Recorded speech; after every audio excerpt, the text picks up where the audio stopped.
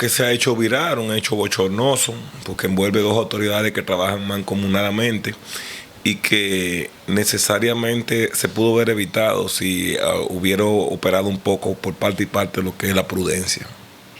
El hecho de automáticamente ella se identifica como fiscal, aunque no esté en funciones. No había que entrecruzar palabras mucho más allá de lo necesario, atendiendo también que ella como Ministerio Público, el hecho de andar en un carro que siempre, aunque se diga que no, porque esa marca no necesariamente los delincuentes, pero lo asocian siempre a hecho delictivo, sin placa, a esa hora de la noche era un perfil sospechoso, se pudo haber manejado sin que necesariamente ocurriera ese incidente en la cual, en mi punto de vista, ambas partes van a salir sancionadas. El hecho de anarquizar lo que es la puerta de un destacamento, que hay tres pasos que son sensitivos dentro de un campamento militar o policial, que son la puerta, casa de guardia e intendencia. Son lugares que absolutamente es una responsabilidad exclusiva del oficial del día mantener, para no ser sancionado, esos lugares viables, limpios y acordes en el orden necesario, porque estamos hablando de un cuartel. Lo que pasa es que se dio lo que fue una situación de pulso, de jefe, quién es más jefe que quién, y se desbordó mucho más allá, y por algo que realmente no hubo la necesidad de que llegara a ese término.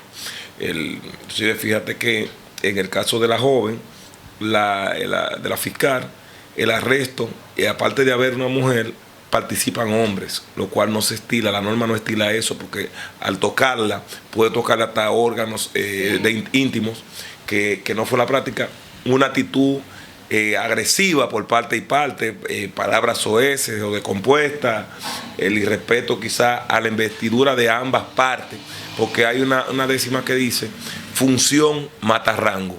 Es decir, ¿quién estaba en función en ese momento? Estaba la policía. ¿Quién estaba en falta en principio? Estaba ella en un carro sin placa. Porque no es que el hecho de estar tú tener una investidura te da lugar a tú vulnerar leyes o hacer lo que te ven en gana. Fue una situación que se pudo haber manejado y que ahora mismo, fíjate que ya eso está a niveles, estamos hablando de la Procuraduría y la Jefatura de la Policía. Sí. Y lo que no voy de acuerdo es que se hagan investigaciones separadas, sino esto debió ser una investigación mixta, inclusive compuesta hasta por el Defensor del Pueblo, también, y organizaciones afines de los derechos humanos, para que se haga una real investigación que conlleve una sanción justa, sobre todo, es decir, que se haga justicia en el caso, lógicamente que con ello, para lo que hubo ahí, no necesariamente conlleve la separación del cargo de una u otra de las partes, sino desde el punto de vista de la realidad y de la prudencia, que es un organismo mancomunado que trabaja en la defensa de lo que son las víctimas, porque quienes ponen querella en la policía son víctimas.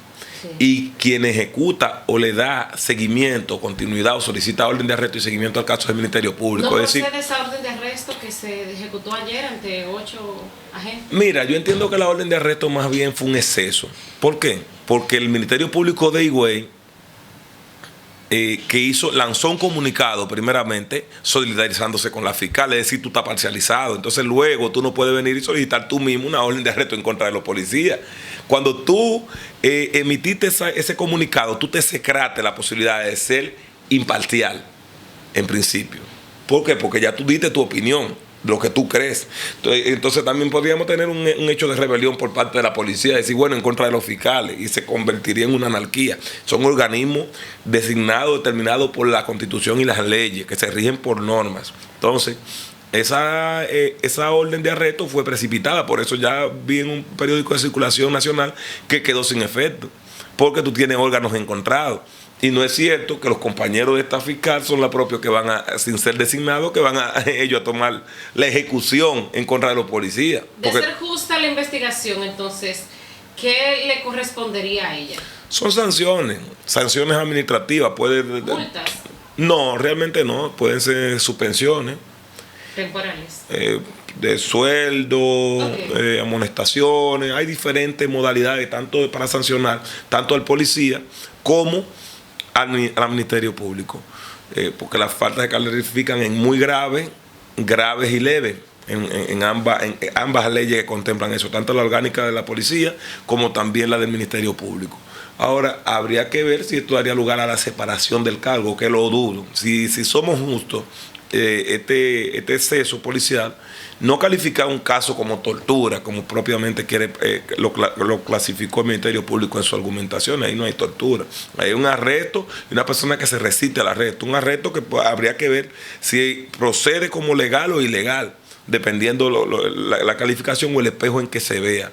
Pero entiendo que si se actuara salomónicamente, ambas partes lo que deberían sería llegar a un advenimiento, pedir excusa pública a ambas partes por el exceso que tuvieron ambas partes, como ha ocurrido en otros casos en los cuales se han visto envueltos el Ministerio Público, y en ese caso fue un AME, que fue una procuradora especializada que tiene mucho más rango que ella, y pidieron excusa pública el AME y la magistrada, y ese caso se murió ahí. ¿Por qué? Porque en ese caso darle larga con opiniones encontradas, el morbo genera mucho más afectación a ambas partes, que ambas partes son necesarias, la policía y el Ministerio Público, entender que nadie es más jefe que nadie.